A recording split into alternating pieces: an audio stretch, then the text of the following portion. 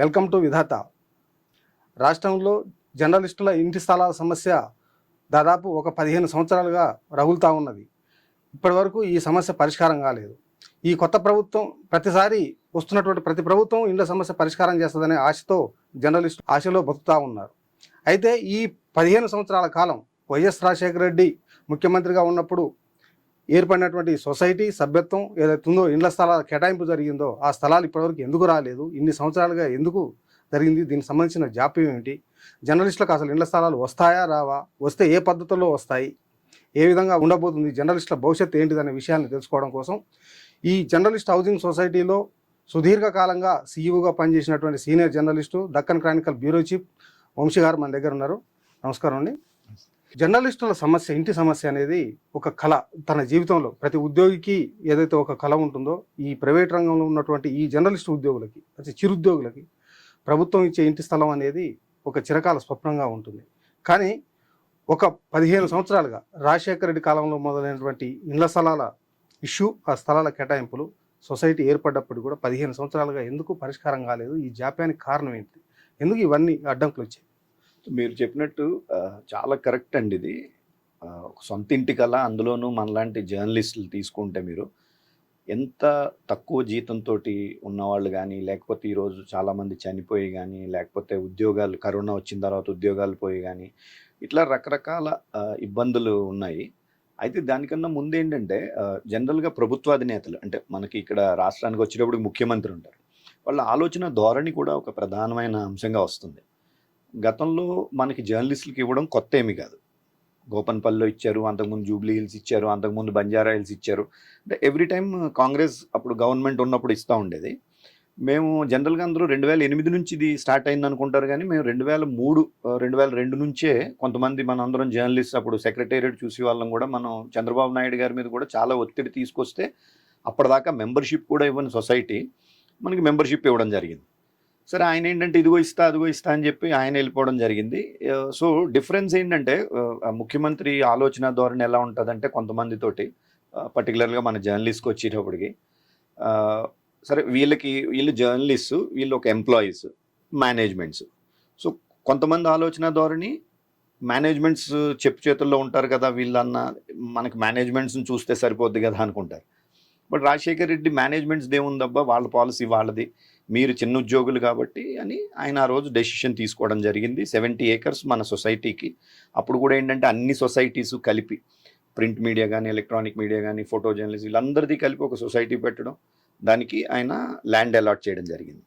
But unfortunately ఏమైందంటే, ఇక్కడ కూడా నేను క్లియర్గా చెప్పదలుచుకుంది ఏంటంటే, మనది సొసైటీ కానీ, ఎమ్మెల్యే సొసైటీ కానీ, లేకపోతే IAS IPS officers, income tax, వీళ్ళందరికీ కామన్గా అయితే ఇవ్వలేదు. కొంతమందిలో ఇప్పటికీ కూడా మిస్కన్సెప్షన్ ఉంది, అందరికీ సెపరేట్ జీవోసే.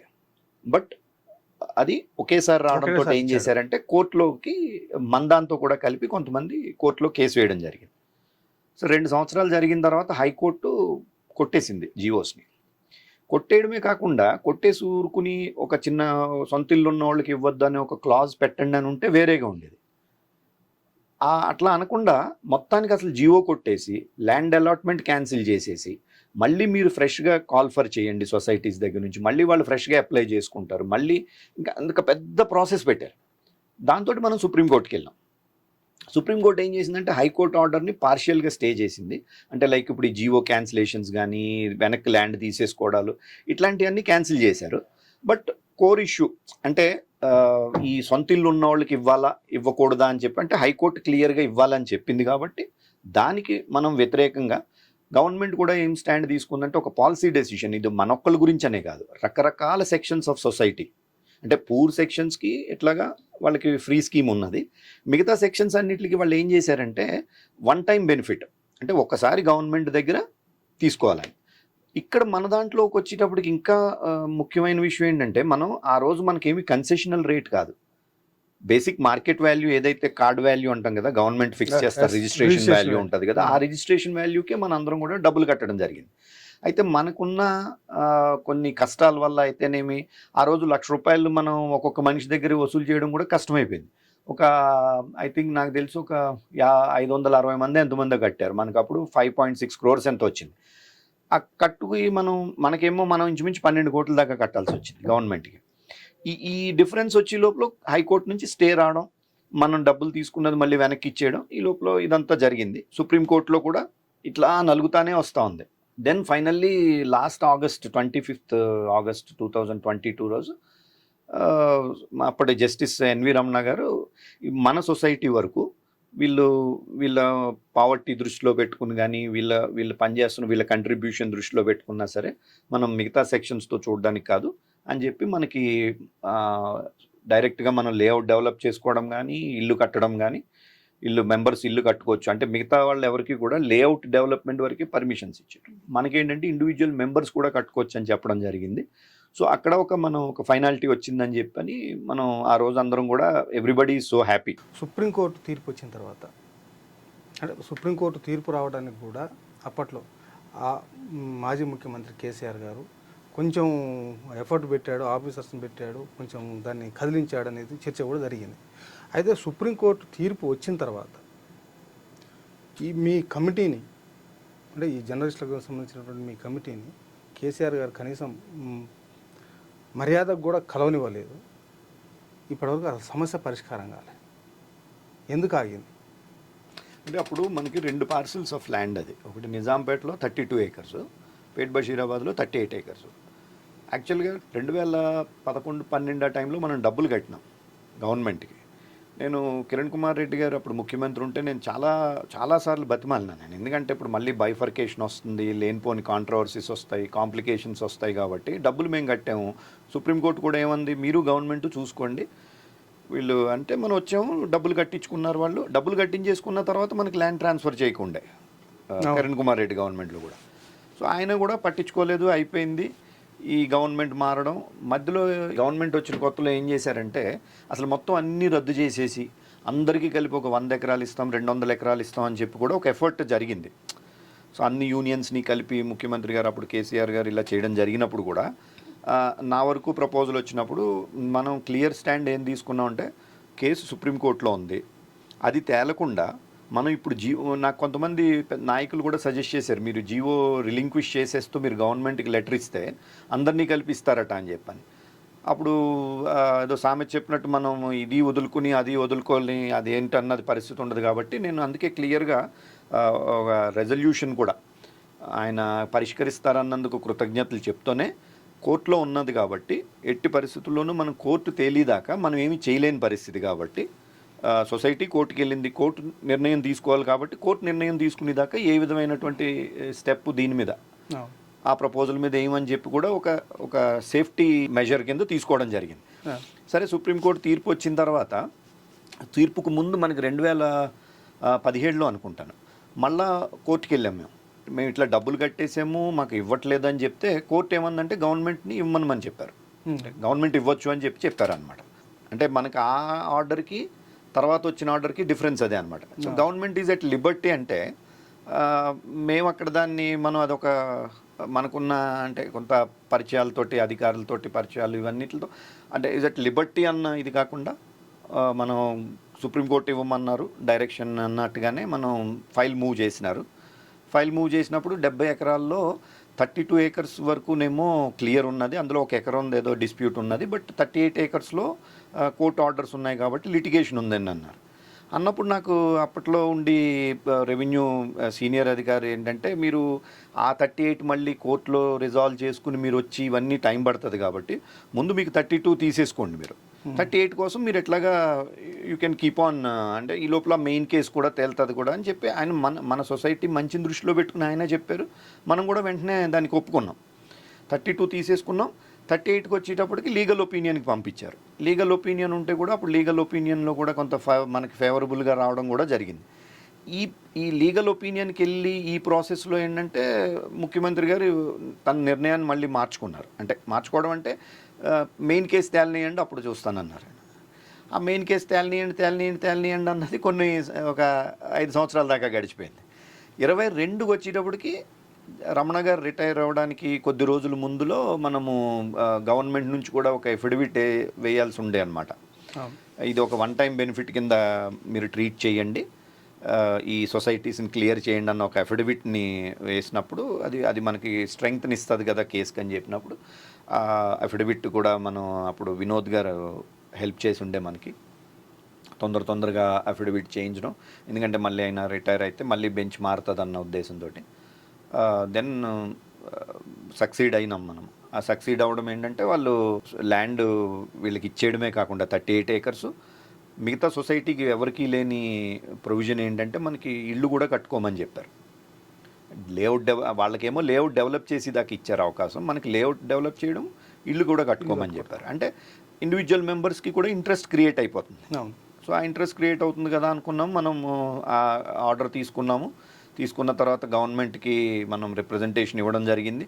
ఎందుకంటే ఇక్కడ కూడా నేను ఒకటి క్లారిఫై చేయాల్సింది ఏంటంటే గతంలోనే ఒక మనం పెట్టిన ప్రపోజల్ ఫైల్ ఉంది కాబట్టి కొద్ది రోజులు మనం ఆ రిప్రజెంటేషన్ విషయంలో అది కూడా ఆగడం జరిగింది. బట్ తర్వాత సబ్సిక్వెంట్గా మళ్ళీ చీఫ్ సెక్రటరీ గారు మాకు మళ్ళీ వేరే రిప్రజెంటేషన్ ఇమ్మంటే ఆ రిప్రజెంటేషన్ కూడా ఇచ్చినాం, మనం కలెక్టర్కి ఇచ్చినాం, అందరికీ చేసినాం.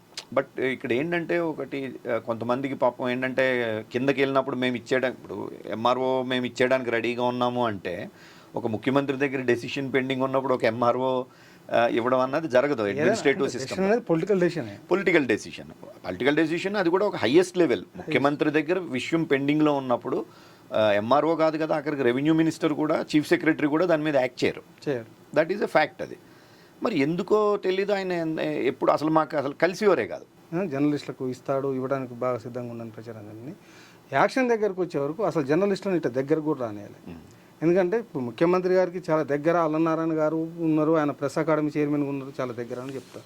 అట్లా ఒక 2-3 మిత్రులు మేమందరం కూడా చాలా దగ్గర వాళ్ళని చెప్తారు. అసలు వాళ్ళకు కూడా అపాయింట్మెంట్ ఇవ్వని పరిస్థితి అసలు ఎందుకు? జర్నలిస్టుల్ని ఎందుకు అంత దూరం పెట్టాడు? అదే కోర్టు ఆర్డర్ వచ్చిన వెంటనే కూడా ఆ రోజు మనం 2 రోజుల తర్వాత కూడా వెళ్ళి ఆయనకి థ్యాంక్స్ చెప్పి ఇట్లా మనం రిప్రజెంటేషన్ ఇద్దాం కదా అంటే అదే ఫస్ట్ టైం నేను లైఫ్లో ప్రగతి భవన్లోకి వెళ్ళడం కూడా. అప్పుడు ప్రగతి భవన్, ఇప్పుడు ప్రజాభవన్ అనుకోండి. అదే ఫస్ట్ టైం నేను లైఫ్లో వెళ్ళి వెయిట్ చేసాం. తర్వాత కలవరు అని చెప్పారు, వచ్చేసాం మేము. సో ఎందుకు అని స్పెసిఫిక్గా అంటే ఇప్పుడు ఆయన ఎందుకు ఇవ్వలేదు అన్నదాన్ని మనం ఎవరు చెప్పినా అది గెస్ వర్కే అవుతుంది. ఇప్పుడు ఆయన ఎందుకు ఇవ్వను అనుకున్నాడో ఆయన చెప్తే తప్ప మిగతా ఎవరు అనుకున్నది గెస్ వర్కే కదా. ఇప్పుడు నేను ఒక కారణం చెప్తాను, మీరు ఒక కారణం చెప్తారు, ఇంకొక ఆయన ఇంకో కారణం చెప్తారు. అయితే ఇక్కడ ఒక సమస్య ఎక్కడ వచ్చిందంటే ఈ ఏ సొసైటీలోనూ సభ్యులు కాకుండా అంటే మన తర్వాత జనరేషన్ అనుకుందాం, మనం జర్నలిజంలోకి వచ్చిన వాళ్ళు మేము కూడా ఇప్పుడు 15 ఏళ్ళు అయింది కదా, 20 ఏళ్ళు అయింది కదా అని చెప్పని వాళ్ళు మరి మా సంగతి ఏంటని చెప్పడం, అది కొంత కారణమైంది. అది వాళ్ళ మా సంగతి ఏంటని చెప్పి గవర్నమెంట్ని అడిగినప్పుడు గవర్నమెంట్ వాళ్ళ సంగతి ఏంటి మన సంగతి ఏంటి అన్నది ఒక ఎక్సర్సైజ్ చేసి ఉండాల్సింది. అది చాలా కాలం జరగల. ఇక మేము అలా కంటిన్యూస్గా చేస్తుంటేనే ఈ అల్లనారాయణ గారి ఆధ్వర్యంలో ఒక కమిటీ వేస్తారు. వాళ్ళు అన్నిటిని కూలంకషంగా చర్చించి అందరితోనూ అన్ని స్టేక్ హోల్డర్స్ని చర్చించి చేస్తారని చెప్పి ఒక ఎక్సర్సైజ్ మొదలుపెట్టారు. అప్పుడు కూడా మన దగ్గర ఉన్న ఆప్షన్ ఏంటంటే ఒక మంత్రి కేటీఆర్ గారు అంటే కేసీఆర్ గారి son is a powerful minister, number 2 అనుకోవచ్చు మనం గవర్నమెంట్లో. ఆయన ఒక ప్రపోజల్ పెట్టారు. అల్లం నారాయణ గారు అన్నట్టు ఆయన మొత్తం సమస్యను పరిష్కరించడానికి అన్ని చర్యలు తీసుకుంటాడు ఆయన. మీరందరితోనూ చర్చలు జరుగుతారన్నప్పుడు మనకున్న ఆప్షన్స్ 2. చర్చలు లేవు, ఏమీ లేవు, మాకు ఇవ్వాల్సిన 38 మాకు ఇవ్వాల్సిందే, సుప్రీంకోర్టు ఆర్డర్ ఉంది అని చెప్పి బయటకు వచ్చేయడం. ఆ చర్చల్లో ఆయన ఏదైతే చెప్పారో ఆ ప్రాసెస్లో భాగం వెళ్ళి మనది ఎంత జెన్యూన్ కేసు, మనకి ఎంత ఫేవరబుల్గా రావాలని చెప్పి మనం దాన్ని అనుగుణంగా మనకి మలుచుకోవడం అన్నది 2వ ఆప్షన్. సో నేను దానికి సంబంధించి మనం చాలామంది సొసైటీ పెట్టినప్పటి నుంచి కూడా ఒక 50-60 మంది రెగ్యులర్గా మనం ఇంటరాక్ట్ అవుతూ ఉండేవాళ్ళం అనమాట. సో అది అప్పట్లో ఆ రోజు నుంచి కూడా అది కంటిన్యూ అయింది. వాళ్ళందరితో కూడా డిస్కస్ చేసిన తర్వాత సరే మనం ఆ ప్రాసెస్లోకి వెళ్ళాల్సిందే, ఇప్పుడు మనం వెళ్ళలేదు అంటే ఇదిగో మీరు రాలేదు కాబట్టి ఇంక మేమేం చేయలేదు అంటారు. గవర్నమెంట్ ఏ ప్రాసెస్ పెడితే ఆ ప్రాసెస్లోకి వెళ్ళినప్పుడు కూడా మొట్టమొదటి క్వశ్చన్ నన్ను ఆయన అడిగింది ఏంటంటే, మీకు ప్లాట్లు కావాలంటున్నారు, మీరు స్థలాలు కావాలంటున్నారు, వాళ్ళకి ఫ్లాట్లు ఇవ్వండి అంటున్నారు, ఎంతవరకు న్యాయం అన్నారు. అయితే నేను దానికి ఒక రీజన్ చెప్తానండి, దాన్ని మీరు కన్విన్స్ అయ్యండి మీరు, లేదా మీ ఇష్టం మీరు. బట్ దానికి ఏంటంటే మేము 2008లో అప్పటి మార్కెట్ రేట్లో అప్పుడు 2 లక్షల రూపాయలు వసూలు చేయడమే మనం పెద్ద కష్టం అనుకుంటే పాపం పుస్తలు పెట్టి ఇట్లా చేసి అట్లా చేసి కొంతమంది తాకట్టు పెట్టి బంగారం లోన్లు తెచ్చి కట్టిన వాళ్ళు ఉన్నారు. 14 ఏళ్ళ నుంచి వెయిట్ చేస్తున్నారు. ఒకటి. రెండోది ఏంటి, వీళ్ళు వీళ్ళ డిమాండ్ ఏంటి, మాకు కూడా ఆ 70 ఎకరాల్లోనే ఇవ్వాలి అన్నది. సో వాళ్ళు ఈ 70 ఎకరాల్లో రావడానికి సిద్ధపడ్డారు అంటే వాళ్ళు ఖచ్చితంగా ఫ్లాట్స్కి సిద్ధపడినట్టే. అంతే. సో ఫ్లాట్స్ అన్నప్పుడు ఆ 38 ఏకర్స్లోనే ఎందుకు, గవర్నమెంట్ ఇంకొక చోట వెతకండి. మీకు 25-30 ఎకరాల్లో 40 ఎకరాల్లో సరిపోతుంది. ఇప్పుడు హై రైజ్ బిల్డింగ్స్ వచ్చినాయి కాబట్టి. మేము సిద్ధంగా లేం కదా. మేము సిద్ధంగా లేనప్పుడు మాకు ఇచ్చేసేయండి, వాళ్ళకి ఏంటి అన్నప్పుడు ఆయన కూడా కన్విన్స్ అయ్యారు ఆయన. రెండోది ఏంటంటే మనం క్లియర్గా చెప్పినాం, మేము థర్డ్ పార్టీ ఇంట్రెస్ట్ క్రియేట్ చేయొద్దని ఉంది. ఈ థర్డ్ పార్టీ ఇంట్రెస్ట్ చేయొద్దని మనం అఫిడవిట్లో మన ఇంటీరియం అప్లికేషన్లో అడగడం కూడా ఇది కూడా ఒక కారణం.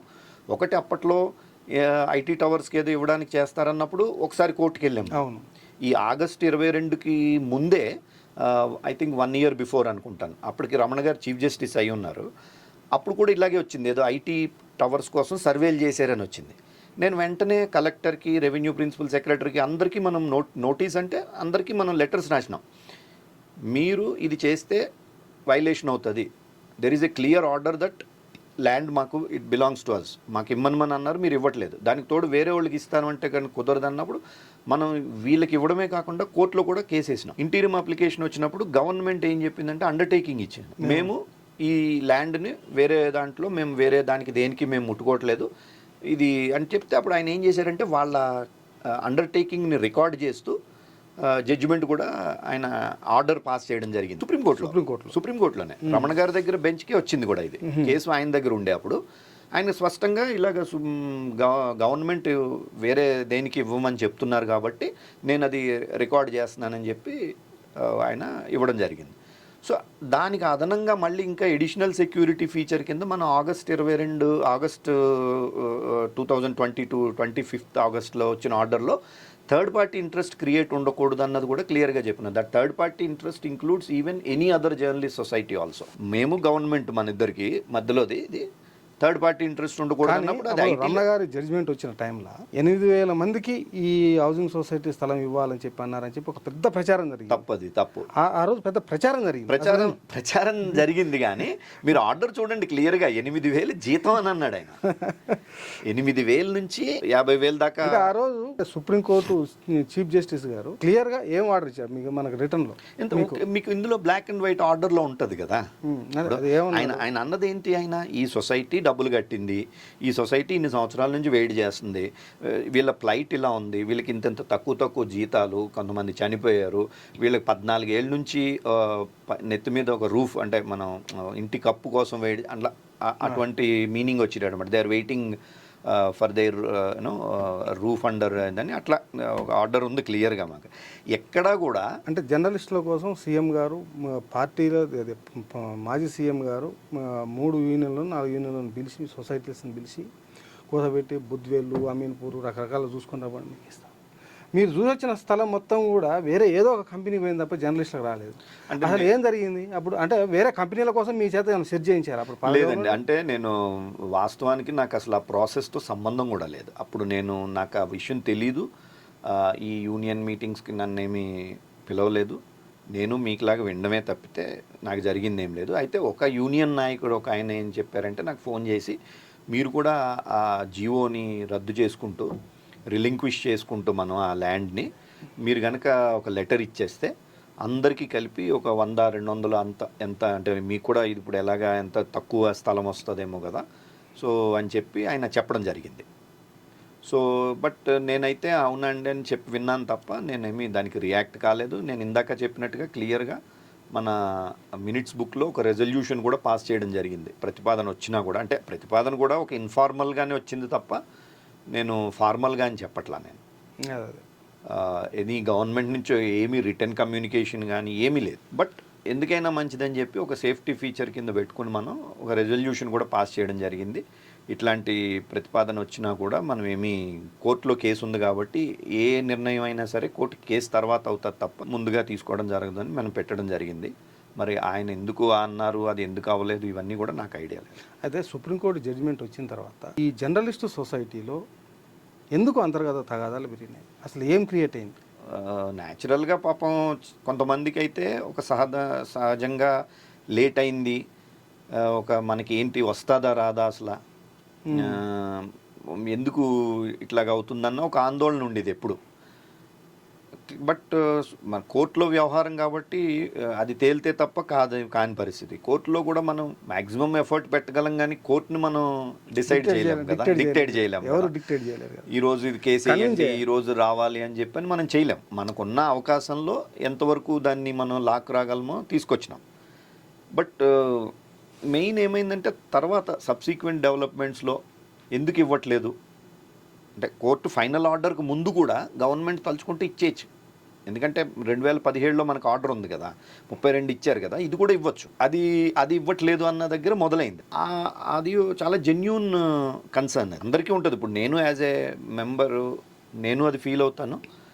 అందరికన్నా కొంత ప్రెషర్ ఏంటంటే నాకు అందరూ ఏంటి ఇంకా అవ్వట్లేదు అన్నప్పుడు అరే మనం ఇంకేంటి ఎఫర్ట్ ఇదందా అని ఇవన్నీ కూడా వస్తాయి మనకి. బట్ కొంతమంది ఏంటంటే దాంట్లో కొంత నాయకత్వం గురించి మనం అంటే వీళ్ళు చెయ్యట్లేదు మేము చేస్తాము అన్న దగ్గర మొదలైంది. బట్ ప్రాబ్లం ఎక్కడొచ్చిందంటే విషయం అర్థం కాక కొంతమంది ఆనెస్ట్లీ వాళ్ళకి పాపం అవగాహన పూర్తిగా లేదు. ఇందాక నేను చెప్పినట్టు ఒక మెంబర్ ఏమంటారంటే చాలా కాలం అంటే ఆయన చాలా స్ట్రాంగ్గా బిలీవ్ చేసేవాడు. ఏదో కావాలని నోటి చివరి అనేయడం కాదు. తహసీల్దార్ని నేను చాలాసార్లు కలిశాను, మీ వాళ్ళు ఎవరు రావట్లేదు ల్యాండ్ తీసుకోవడానికి, మేము రెడీగా ఉన్నాం, మేము సిద్ధంగా ఉన్నాము, హెచ్ఎండి వాళ్ళు మేము సిద్ధంగా ఉన్నాం మేము అంటున్నారు, మీరు వెళ్ళి తీసుకోవట్లేదు అన్నది చాలా కన్విక్షన్తో ఫీల్ అయ్యేవాడు ఆయన. మన ఆరోపణ చేయాలని కూడా కాకుండా యూనియన్ నాయకులు ఇస్తాంటే తీసుకోవట్లేదు అదే ఆయన ఆరోపణ అని కాకుండా అంత బిలీవ్ చేసాడు దాన్ని ఆయన. నేను చెప్పేవాడిని అట్లా ఒక ముఖ్యమంత్రి స్థాయిలో ఉండగా అట్లా కాదండి అది అంటే కూడా ఆయన ఇనివేయడే కదా. అది అలా కొంతమందికి ఏంటి 2008లో పెట్టినప్పుడు నేను ఒక డైరెక్టర్ కింద ఉంటానని చెప్పి ఒక ఫౌండర్ మెంబర్ ఆయన మనం 5 ఏళ్ళు కాలేదు కదా అన్నప్పుడు ఆయనకి స్వతహాగానే నేను మరి ఫౌండర్ మెంబర్ని కదా, సో నాకు ఇది అవకాశం ఉండాల్సిందని ఆయన అనుకుని ఉండొచ్చు. ఇట్లా రకరకాల కారణాలు కొంతమంది. మెజారిటీ ఆందోళనతో ఉన్న సభ్యులు అందరూ కలిసి కొంత వాళ్ళు ఏంటంటే ఈ ఇప్పుడున్న కమిటీయే కాంప్రమైజ్ అయిపోయింది, కమిటీయే తీసుకోవట్లేదు, కమిటీయే ఏదో బెనిఫిట్స్ పొందింది, కమిటీలో సభ్యులందరూ బెనిఫిట్స్ పొందారు, ఇక రకరకాల రూమర్స్ ఇవన్నీ చేయడంతో ఒక రకమైన పర్సనల్ యానిమాసిటీ కింద తయారైంది. అంటే ఎట్లయినా సరే వంశీ అన్నట్టు అతను ఉండకూడదు ఇక్కడ అన్నట్లుగా తయారైంది. దానికి తోడు ఏమైందంటే అప్పట్లో ఈయన ముఖ్యమంత్రి గారు ఇప్పుడు రేవంత్ రెడ్డి గారు ఆయన అపోజిషన్లో ఉన్నప్పుడు కూడా ఈయన వీళ్ళు వెళ్ళి కలిసినప్పుడు కానీ లేకపోతే ఏదో ఒక ఇంటర్వ్యూ సందర్భంగా కానీ ఇట్లాగా మీరు కమిటీ మీ ప్రెసిడెంట్ కానీ సెక్రటరీ కానీ వీళ్ళందరినీ మార్చుకురండి అని చెప్పి అసలు పాత కమిటీ మొత్తం కూడా బీఆర్ఎస్ కమిటీ అట్టుగా బీఆర్ఎస్ కమిటీకి నేను ఎలా ఇస్తాను, మొత్తం కమిటీని మార్చేసేయండి ఆ తర్వాత నేను ఇస్తాను అని చెప్పి అన్నాడు. అనేది ఆయన అన్నాడో లేదో తెలియదు కానీ ఆయన అన్నమాట వాస్తవం. ఎందుకంటే అది టీవీల్లోను లైవ్లోను ప్రెస్ కాన్ఫరెన్స్లో వచ్చింది కాబట్టి అది 2-3 సందర్భాల్లో కూడా చేశారు. 2-3 సందర్భాల్లో కూడా అది రిపీట్ చేయడం జరిగింది, మీరు కమిటీని మార్చుకురండి అని చెప్పని.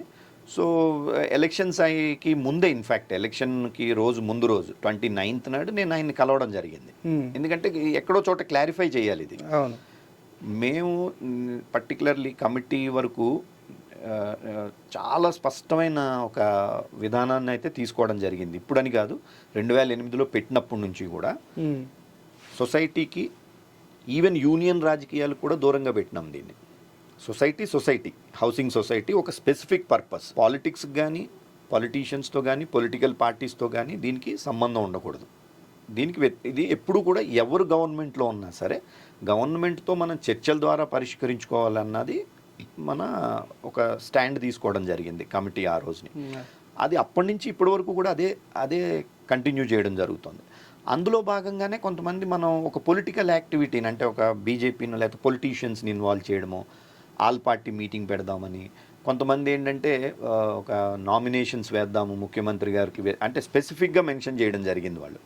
అంటే జనరల్గా మనం ఎన్నికల్లో పోటీ చేయాలి, నేను పలానా చోట పోటీ చేస్తారని అంటే అది ఇండివిజువల్ డెసిషన్. బట్ ఇది సొసైటీతో కూడా లింక్ జరిగి ఉంది. ఇది సొసైటీ ప్రయోజనాలు తీరట్లేదు కాబట్టి, సొసైటీకి ల్యాండ్ ఇవ్వట్లేదు కాబట్టి ఇందుకు మేము నిరసనగా అధికార పార్టీ ఎమ్మెల్యేలను ఓడించాలా, అధికార పార్టీ ముఖ్యమంత్రి గారు నామినేషన్ వేసే చోట మేము నామినేషన్లు వేయాలన్నది వాళ్ళు ఒక పిలుపునిచ్చారు. యాజ్ ఏ సెక్రటరీ నాకు ఒక మ్యాండేట్ ఉందండి.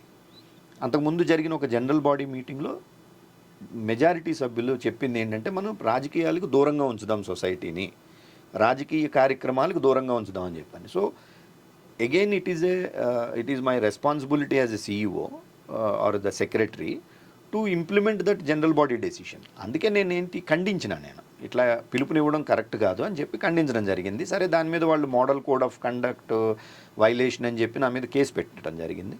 అది కేసు, పోలీసు విచారణ, న్యాయస్థానాలు, అది ఎట్లా అంటే అది నేను దానికి వదిలేసిన. మనం దాని మీద కూడా కేసు వచ్చింది, దాని మీద కూడా కేసు ఉండే, దాని మీద కేసు పెట్టడం జరిగింది నా మీద. వాళ్ళు ఏదో నోటీస్ ఇచ్చారు, నేను రిప్లై ఇచ్చిన. అది న్యాయస్థానంకి వెళ్ళి ఛార్జ్ షీట్ ఇవంతా ఇట్స్ ఏ ప్రాసెస్ అది. సో ఈ ప్రాబ్లం ఏంటంటే ఇది నేను ఒక సొసైటీ కోసం చేసినా, నా మీద వ్యక్తిగతంగా వేసినా కూడా నేను దాన్ని సొసైటీ అంతా దాన్ని రెస్పాండ్ అవ్వాలని, నన్ను నమ్మి వాళ్ళు, నా అనుచరులు వచ్చి అక్కడ మనం పోలీస్ స్టేషన్కి వెళ్దామని, ధర్నాలు చేద్దామని ఏం చెప్పాల. దానికి ఒక ప్రొసీజర్ ఉంది, దాన్ని ఆ ప్రొసీజర్ ప్రకారం నేను న్యాయస్థానానికి వదిలేస్తాను, న్యాయస్థానానికి వదిలేయడం జరుగుతుంది. అయితే ఎందుకు రేవంత్ రెడ్డి గారు ఆ మాట అనాల్సి వచ్చింది? అది మిమ్మల్ని దృష్టిలో పెట్టుకొని ఉన్నాడా, ఇంకేదైనా దృష్టిలో పెట్టుకొని ఉన్నాడా? తర్వాత అసలు ఏం జరిగింది? నేను ఆయన కలిసినప్పుడు నాకు చెప్పిన మాట ఏంటంటే, అసలు నువ్వు ప్రెసిడెంట్ సెక్రటరీ అని అయితే నేను అనుకోలేదు, నువ్వు అసలు కమిటీలో ఉన్న సంగతి కూడా నాకు తెలియదని ఆయన చెప్పడం జరిగింది. వాళ్ళు మనకి ప్రెసిడెంట్ కింద అప్పుడు ఎమ్మెల్యే క్రాంతి ఉండే, వైస్ ప్రెసిడెంట్ జర్నలిస్ట్. యాక్చువల్గా ఆయన ప్రెసిడెంట్ అవ్వకముందు, ఆయన ఎమ్మెల్యే కాకముందు మన సొసైటీకి ప్రెసిడెంట్ అయ్యి ఉండే. తర్వాత ఎమ్మెల్యే టికెట్ ఉన్నప్పుడు మనం ఆ రోజు కూడా సభ్యులందరూ గమనించాల్సింది ఏంటంటే, ఆ రోజు ఎవరు తప్పు పట్టలేదు కదా. ఆ రోజు ఎవరు తప్పు పట్టలేదు. అందరూ అనుకున్నది ఏంటి, సరే ఒక ఇతను ఎమ్మెల్యే అయ్యాడు కాబట్టి ఇంకా మనకి ఎడిషనల్ బెనిఫిట్ ఉంటుంది అనుకున్న ఉద్దేశంతో అందరూ కామ్గా ఉన్నారు. 32 acres మనకి వచ్చింది కదా అప్పుడు అని, అది కూడా ఒక ప్రభావితం జరిగింది కదా, ఈ 38 కూడా వస్తుంది అన్నట్టుగా వెయిట్ చేశారు. ఎప్పుడైతే ఆర్డర్ రాలేదు, ఇది అయిపోయిందో అన్నదో, మనకి ఇంకా ఇవ్వట్లేదన్న దాంట్లో మీరు ఇందాక చెప్పినట్టు ఈ డిఫరెన్సెస్ ఆఫ్ ఒపీనియన్లో ఇక బ్లేమ్ చేయడం మొదలుపెట్టినారు అనమాట. వీళ్ళే కాంప్రమైజ్ అయిపోయారు, వీళ్ళ వల్లే రావట్లేదు, ఇవన్నీ స్టార్ట్ అయినాయి.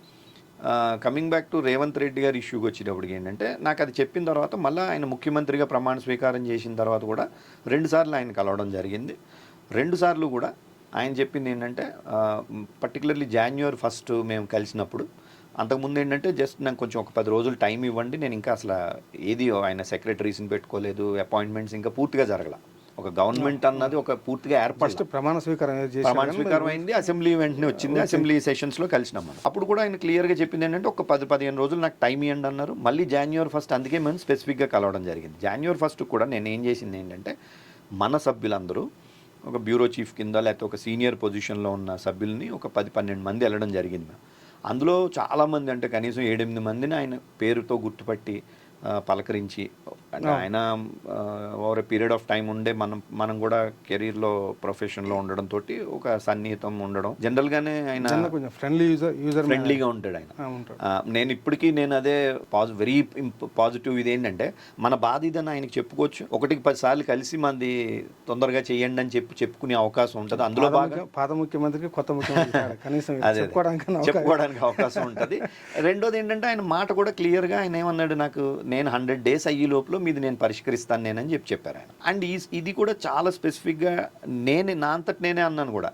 ఏంటంటే, ఇలా పాత కమిటీని వద్దన్నారట మీరు, ఇది ఏంటిది, నేను కూడా నా మొహం కూడా మీరు చూడడానికి ఇష్టం లేదనుకుంటాను అన్నట్టుగా జోవియల్గానే అన్నాను నేను. But I definitely brought to his notice that ఇట్లా ఉన్నది సభ్యుల్లో కొంతమందిలో. అంటే ఆయన క్లియర్గా చెప్పింది ఏంటంటే, నేను ఆ రోజు ఒక అపోజిషన్లో ఉన్న లీడర్ కింద, నేను ఆ రోజున్న పొలిటికల్, మీ సొసైటీలో కూడా ఒక పొలిటికల్ యాంగిల్ ఉంది కదా, వీళ్ళు దే బిలాంగ్ టు బీఆర్ఎస్ కాబట్టి నేను ఆ ఉద్దేశంతో అన్నా. ఈరోజు మనం ముఖ్యమంత్రి అయిన తర్వాత మీరు మీ ఇంటర్నల్ మ్యాటర్ కదా అది నేను అంటే మనం కూడా ఎక్కువ అసలు మన సొసైటీ విషయంలో ఆయన్ని పదే మనం లాగుతున్నామేమో అని చెప్పని, అంటే ఒక ముఖ్యమంత్రి స్థాయికి మన సొసైటీ కమిటీ ఏంటి అన్నది తీసుకొస్తున్నారని. సరే, ఇప్పుడు నేను అనేది ఏంటంటే, ఒకవేళ సభ్యులు ఎట్లా ఫీల్ అవుతారు అన్నదాన్ని, మెజారిటీ సభ్యులు ఎట్లా చేస్తారు అన్నది ఇంకా వాళ్ళ డెసిషన్లో ఉంటుంది.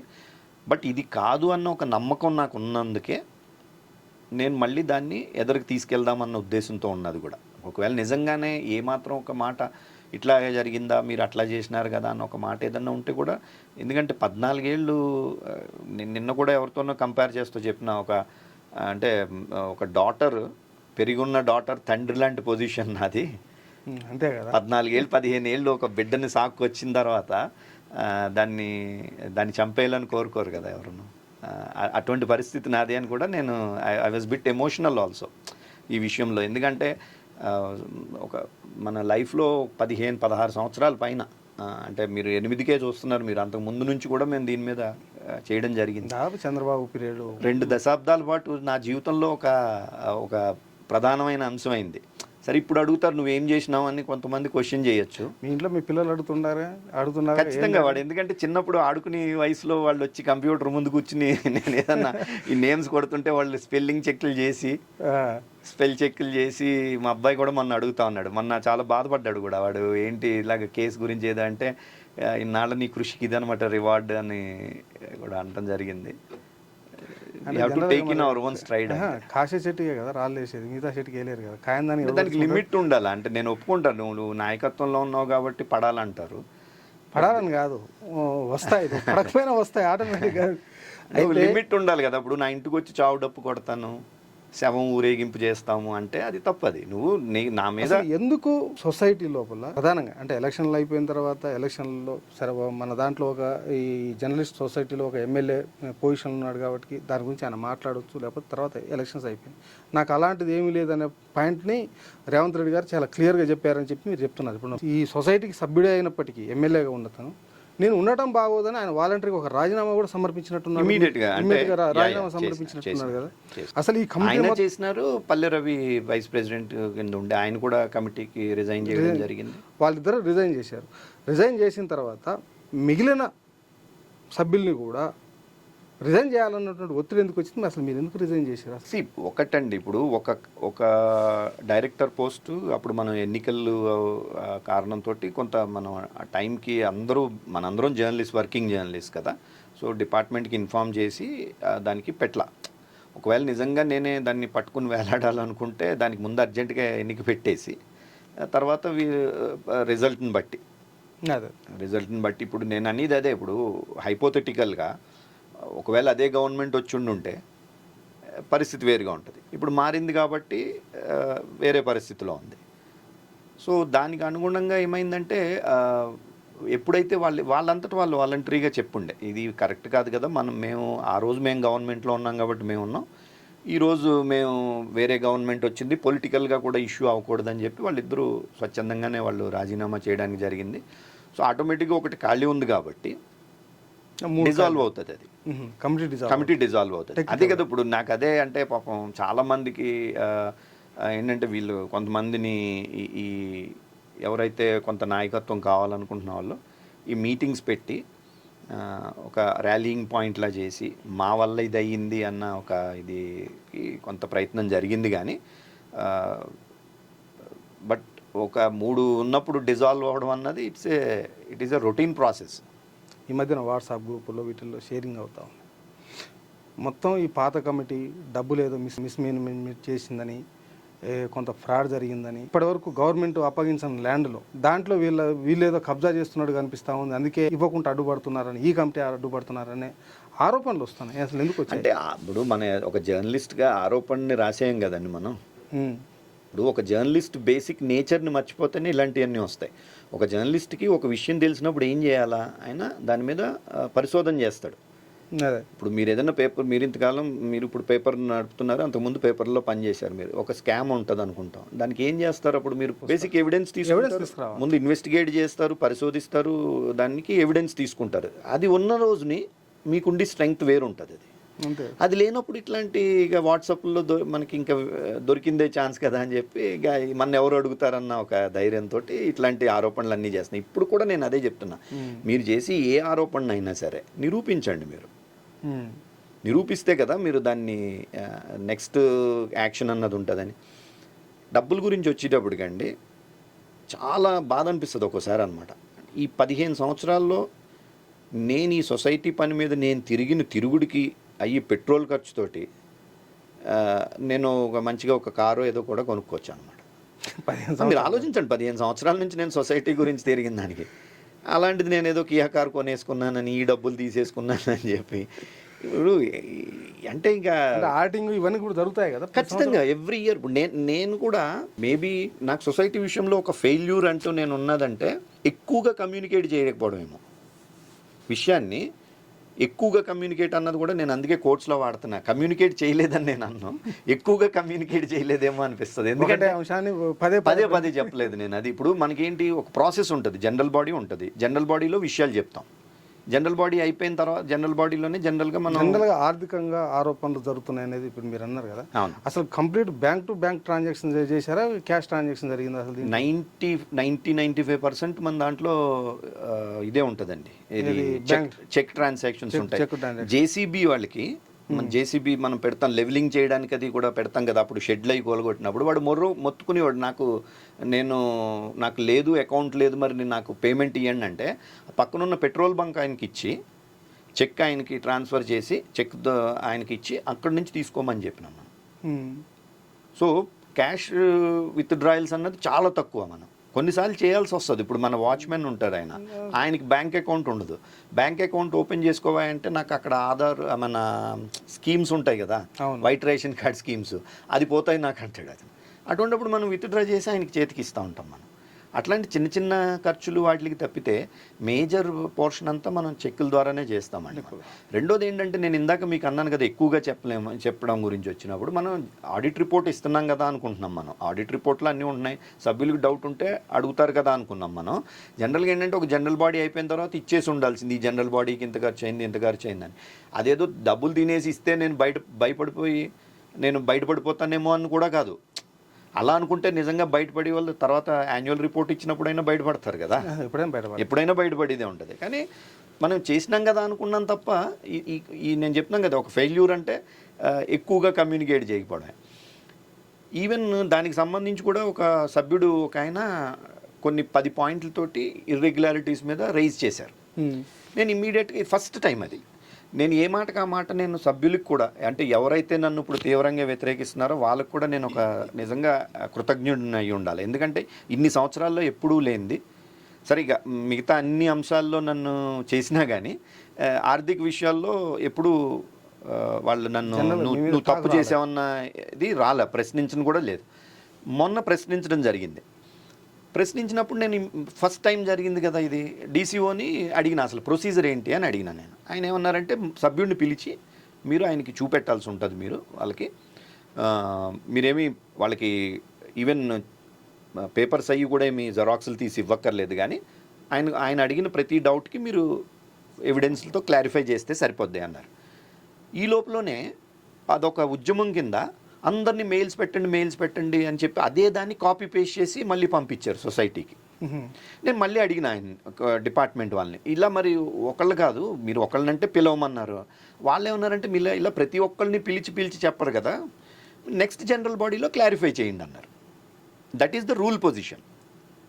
మీన్ వైల్ వీళ్ళు ఏం చేశారంటే డైరెక్ట్ వాళ్ళకి కంప్లైంట్ ఇచ్చారు, ఇట్లా ఇదే 10 పాయింట్ల మీద ఇర్రెగ్యులారిటీస్ జరిగినాయి. నోటీస్ ఇచ్చారు నాకు, డీసీఓకి నోటీస్ ఇచ్చారు. నోటీస్ ఇచ్చినప్పుడు దానికి నేను వాళ్ళు పలానా తారీఖు ఎప్పుడు 5 డిసెంబర్ 5కి ఎప్పుడు వాళ్ళు ఇచ్చారు, 15 అనుకుంటాను, ఎప్పుడో వాళ్ళని నన్ను డిపోజిషన్కి రావాలన్నారు. వాళ్ళు వచ్చి చూసుకున్నారు, డిపోజిషన్ అన్నారు. ప్లస్ మొత్తం మన రిప్లైన్ అన్నింటినీ మన లెటర్ హెడ్ మీద యాజ్ ఏ సెక్రటరీ మనకి సబ్మిట్ చేయమన్నారు. నేను సబ్మిట్ చేసిన. నా ప్రశ్న కూడా ఏంటంటే మీరు పొద్దున్న మధ్యాహ్నం సాయంత్రం 3 సార్లు డీసీఓ ఆఫీసులకు వెళ్తారు, ఒకటే ఎజెండా మీరు మీద వెళ్తున్నారు, వంశీని పీకేయండి కమిటీని రద్దు చేయండి, వంశీని పీకేయండి కమిటీని రద్దు చేయండి అని. మిగతా కంప్లైంట్స్ మీద మీరు ఇచ్చిన గత ఎన్ని కంప్లైంట్స్ ఇచ్చారు, దాని మీద వాళ్ళు ఏం రిపోర్ట్స్ ఇచ్చారు, మరి అది కూడా మీరు తీసుకుని ఉండాల్సింది కదా. అంటే ఖచ్చితంగా తీసుకుని ఉంటారుగా, అది తీసుకుని ఉంటే మరి అవి బయటకు ఎందుకు రావట్లేదు? అది నాకు అంటే వాళ్ళు తీసుకున్నారా లేదా అలా అంటే ఏమంటారంటే నువ్వు వాళ్ళకి ఇవ్వలేదు, వాళ్ళు రిపోర్ట్ ఇవ్వలేదు, నువ్వు మేనేజ్ చేసేస్తున్నావు అంటారు. మరి దానికి ఒకవేళ నేను రిపోర్ట్ ఇవ్వలేదు, వాళ్ళని మేనేజ్ చేస్తున్నారు, దానికి నెక్స్ట్ ఇప్పుడు నువ్వు ఏ రోజు కూడా నన్ను రద్దు చేయాలన్న ఇదిని మీరు వదులుకోలేదు కదా. అలా చేసినప్పుడు మరి ఇదెందుకు తీసుకోవట్లేదు అంటాను నేను. ఇప్పుడు వీళ్ళు దీనికి సంబంధించి నేను అందుకే నేను చాలా విమర్శలు వచ్చినా కూడా నేను ఒకటే చెప్తున్నాను, మీరు కంప్లైంట్ ఇచ్చారు, నేను దానికి రిప్లై ఇచ్చిన, నేను డిపార్ట్మెంట్ వాళ్ళని కూడా అదే అడుగుతున్నాను నేను. మీరు మాకు నోటీసులు ఇస్తున్నారు, ఇన్స్పెక్షన్లు చేస్తున్నారు, రిపోర్ట్లు ఎందుకు ఇయ్యరు అంటే ఇప్పుడు ఏమవుతుంది, ఏదో అంటారు కదా, గుడ్డ కాల్చి మొహం మీద వేసేస్తున్నారు. నేను తుడుచుకోవాలి అంటే నా చేతిలో రిపోర్టే నేను తుడుచుకోగలను, నేను అది ఇవ్వట్లా. మరి ఎందుకు డీసీ రిపోర్ట్ ఇవ్వట్లేదు? అదే నేను అడుగుతున్నాను. నేను DC1 రిపోర్ట్ ఇమ్మనమని నేను అడుగుతున్నాను. నేను ఇంకా నేను ఇప్పుడు మీరు అడుగుతున్నారు, వాళ్ళు అడుగుతున్నారు. ఇప్పుడు అది ఏమైంది, ఇప్పుడు కొంతమంది ఒకవేళ ఏమో వీళ్ళే తప్పు చేశారా అందుకే వీళ్ళు ఇవ్వట్లేదా అంటే నేను ఇప్పుడు అది కూడా everything is black and white అండి. మీరు కూడా ఏదో వాట్సాప్లో పెట్టినట్లుగా దేనికి ఎంత ఖర్చు అయింది, దేనికి ఎంత ఖర్చు అయిందని పెట్టిన జనరల్ బాడీల్లో లక్షలు ఖర్చు పెట్టారని చెప్పారు. దానికి మొత్తం 2008 నుంచి ఏ జనరల్ బాడీకి ఎంత ఖర్చు అయింది, ఇప్పుడు వీళ్ళు ఒక జనరల్ బాడీలో స్నాక్స్కి 2 లక్షలు ఖర్చు పెట్టేశారు అని ఏదో ఆరోపణ చేశారు. శిల్పారామంలో స్నాక్స్ ఇచ్చి కూడా 2 లక్షలు అంటే 40,000 రూపాయలే స్నాక్స్కి. మనం మిగతా 1,60,000 ఆడ్ హాల్ రెంట్. అది 1-2 సార్లు ఘనంగా ఇచ్చినామని నా మీద చాలా కాలం విమర్శ ఉండేది, ఈ పిసినారోళ్ళలాగా టీ స్నాక్స్ ఇచ్చి పంపించేస్తున్నాడు జనరల్ బాడీల్లో అని చెప్పి.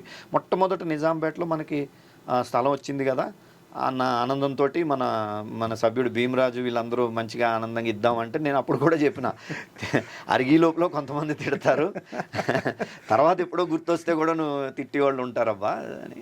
బట్ ఎనీవే ఇప్పుడు మీరు అన్నట్టు ఇందాక సహజం అవన్నీ. ఈ 14-15 సంవత్సరాల ప్రయాణంలో లాస్ట్ స్టేజ్లో వచ్చినప్పుడు గత ప్రభుత్వం భూమిని మీ చేతికి ఇవ్వడం లేదు అనే టైంలో వచ్చినప్పుడు దీనికి కంటెంప్ట్ పిటిషన్ వేయాలి. కంటెంప్ట్ పిటిషన్ మొత్తం కూడా వంశీ గారే అడ్డుకుంటున్నారు, అంటే సెక్రటరీగా ఉన్నానే అడ్డుకుంటున్నాడు. కంటెంప్ట్ పిటిషన్ మేము వేస్తున్నాము అని చెప్పి వేశారు. అసలు నిజంగా అసలు కంటెంప్ట్ పిటిషన్ వేయాల్సిన అవసరం ఉండినా వేసిన తర్వాత అసలు ఏం జరిగింది, వేసిరా వేయలేదా? ఇది మనకి సుప్రీంకోర్టు రమణ గారు ఆర్డర్ వచ్చేసిన తర్వాత నెక్స్ట్ హీరింగ్ మిగతా అన్ని సొసైటీస్ది హీరింగ్ జరిగింది. హీరింగ్ జరిగినప్పుడు ఫస్ట్ ఏంటంటే మన మీద ఆర్డర్ ఇచ్చిన తర్వాత ఏమైందంటే నెక్స్ట్ హీరింగ్లో మిగిలిన కేసెస్ అన్నీ ఉన్నాయి కదా, వాళ్ళు ఫస్ట్ మనకి అవతల పక్షం అంటాం దాన్ని, అపోజిషన్ వాళ్ళు చెప్పింది ఏంటంటే ఇన్ని సొసైటీలది ఒకటే common case, nature of the case ఒకటే, బట్ ఈ ఒక్కదాన్ని ఇట్లా మొక్క తీసి ఆయన వాళ్ళకి ఇది ఇచ్చారు, ఇది కరెక్ట్ కాదు. సో దీన్ని కూడా మెయిన్ కేసుతో పాటు దానికి అప్లై చేయాల్సిందే అని చెప్పి వాళ్ళు లేచి నుంచుని చెప్పారు. ఇమ్మీడియట్గా మన అడ్వకేట్ మనకి దాని మీద అలర్ట్ ఇచ్చినారనమాట. సో మీరు తొందరగా మీరు ఒకటి గవర్నమెంట్ దగ్గర నుంచి తీసుకోండి ఒకటి. రెండోది ఏంటంటే ఏ విధంగానూ కూడా మళ్ళా కోర్టు మెట్లు ఎక్కేటట్టుగా మీరు ఏది వద్దు అని చెప్పారు. ఎందుకంటే అప్పటికే కొంత మనకి వీళ్ళ డిలే అవుతుందండం, ఒకవేళ కంటెంప్ట్ వేయాల్సి వస్తే ఏంటి అన్న దాని మీద వాళ్ళు స్పష్టంగా చెప్పారు. ఏంటంటే ఇది మీరు అంతటగా మళ్ళీ మీరు ఇబ్బందుల్లో పెట్టుకున్నట్టు అవుతుంది, ఎందుకంటే వీళ్ళు ఆల్రెడీ ఇన్సిస్ట్ చేస్తున్నారు, రేపొద్దున్న అది ఒక పెద్ద ఇష్యూ అయ్యేలోపు. సో మళ్ళీ ఏంటి మీకు ఇంకా ఫైనల్గా అవ్వలేదా, ఇవన్నీ గవర్నమెంట్కి ఆలోచనలు, ఇవన్నీ ఎందుకు మీరు ఉండండి అని చెప్పి నాకు చెప్పడం కాదు. స్పీకర్లో ఇప్పుడు ఎవరైతే ఉద్యమంగా చేసి మేము వేస్తామని చెప్పి వేసారో వాళ్ళందరికీ కూడా మన అడ్వకేట్, పోనీ మన సొసైటీ అడ్వకేట్, నా పర్సనల్ అడ్వకేట్ కూడా కాదు, మన సొసైటీ అడ్వకేటు నేను స్పీకర్లో పెట్టి వినిపించడం జరిగింది. వాళ్ళందరూ విన్నారు కూడా.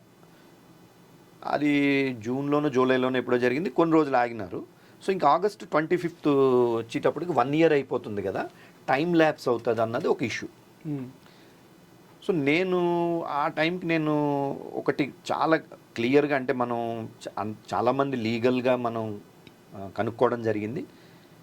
నేనే కాదు, వీళ్ళు ఈ ఎవరైతే ఇప్పుడు మనకి నాకు అంటే నేను చేస్తున్నది కరెక్ట్ కాదని చెప్పి ఒక గ్రూప్ లాగా తయారయ్యి యాక్టివిటీ చేస్తున్నారో వాళ్ళు, ఆయన చంద్రకుమార్ ఎవరో, జస్టిస్ చంద్రకుమార్ అని పాత హైకోర్టు జడ్జి, రిటైర్డ్ జడ్జిని తీసుకొచ్చి మీటింగ్ పెట్టినప్పుడు కూడా ఆయన కూడా క్లియర్గా చెప్పారు, గవర్నమెంట్ మీద కంటెంప్ట్ లేసినవి కొన్ని వేల కేసులు ఉంటాయి, మీరు గవర్నమెంట్ తోటి కన్ఫ్రంటేషన్ కన్నా కాకుండా మీరు వేరే విధాలుగా మీరు దాని మీద బిల్డప్ చేయండి అని చెప్పడం జరిగింది. ఆయన వేరే రకాలుగా ఇట్లా ఆయన వన్ ఆఫ్ ద సజెషన్ ఇచ్చింది కూడా నేను వెళ్ళలేదు, కానీ నాకు చెప్పింది ఏంటంటే మీరు ఇట్లాగా ధర్నాలు చేయడం కానీ లేకపోతే గవర్నమెంట్ మీద ఒత్తిడి గవర్నమెంట్ మీద తీసుకురండి కానీ కంటెంప్ట్ వల్ల మీకు ప్రయోజనం ఉండదని, కోర్టుకు వెళ్ళొద్దని చెప్పాడు.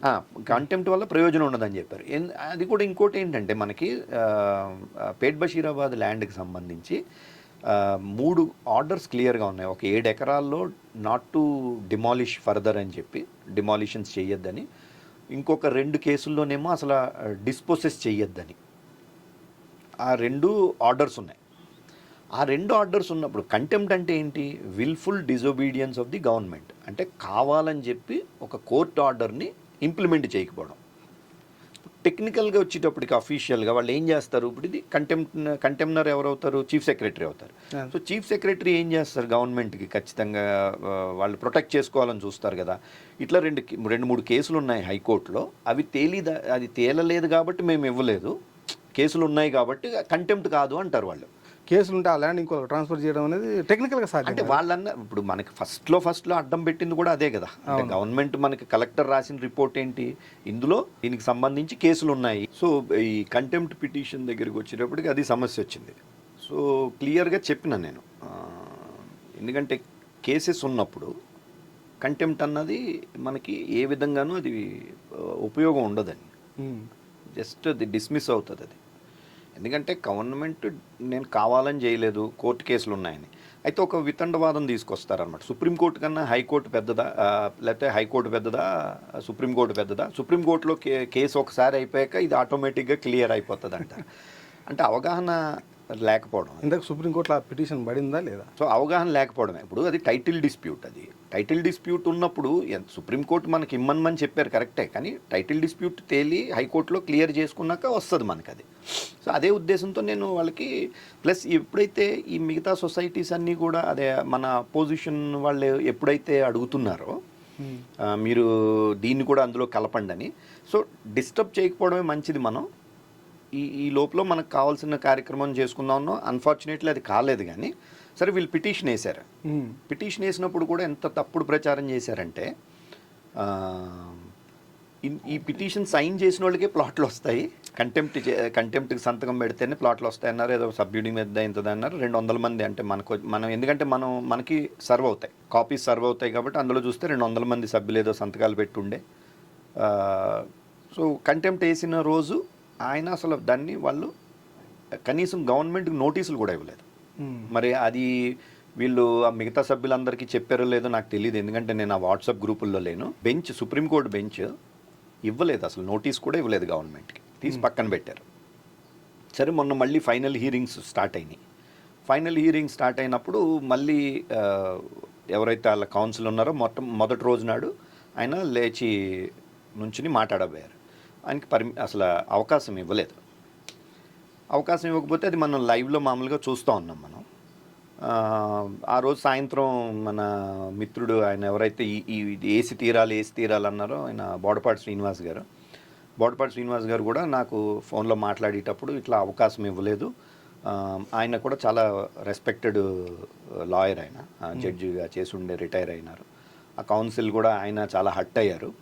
నేను రేపు మళ్ళీ అవకాశం వస్తే నాకు అవకాశం అంటే వాళ్ళు నన్ను మాట్లాడమంటే మాట్లాడతాను తప్ప, నేనంటే లేదు మేము బతిమాలినాం ఆయన్ని, కాదండి చేయాలని చెప్పని అన్నారు.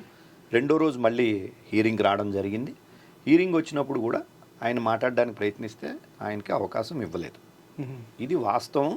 నేను కాదు, ఆయన శ్రీనివాస్ కాదు, చాలామంది మన సభ్యులు ఈయన లింక్ షేర్ చేయడం జరిగింది, లైవ్లో చూడడం జరిగింది. ఇది వాస్తవం. ఇప్పుడు మేము దాన్ని వేయడం వల్లే మొత్తం ఆగిపోయింది, లేకపోతే ఈ 38 acres ఎప్పుడో వెళ్ళిపోనని చెప్పడం అన్నది వాళ్ళు చెప్పడం, లేదా ఎవరైనా సభ్యులు నమ్ముతున్నారంటే అది దానికి మనం ఏం చెప్పలేము, మనం ఏం చేయలేము. మనం టైటిల్ డిస్ప్యూట్ ఉంది ఆ 38 ఎకరాల మీద. ఆ టైటిల్ డిస్ప్యూట్స్లో కేసులే ఉన్నాయా, అసలు ఏమైనా వాళ్ళకి ఆర్డర్స్ ఉన్నాయా? దానికి సంబంధించి గవర్నమెంట్ ఏమన్నా ఆ కేసుల్ని ఆర్గ్యుమెంట్ ఏమైనా స్టార్ట్ చేసి? లేదండి. ఇప్పుడు ఒక 7 ఎకరాలకు సంబంధించి ఎవరైతే కొంత అక్కడ ఇల్లీగల్ స్ట్రక్చర్స్ వేసుకుని టెంపరీ షెడ్స్ వేసుకున్నారో అతను సివిల్ కోర్టులో, హైకోర్టులో డెమాలిషన్స్కి వ్యతిరేకంగా స్టే తెచ్చుకున్నారు.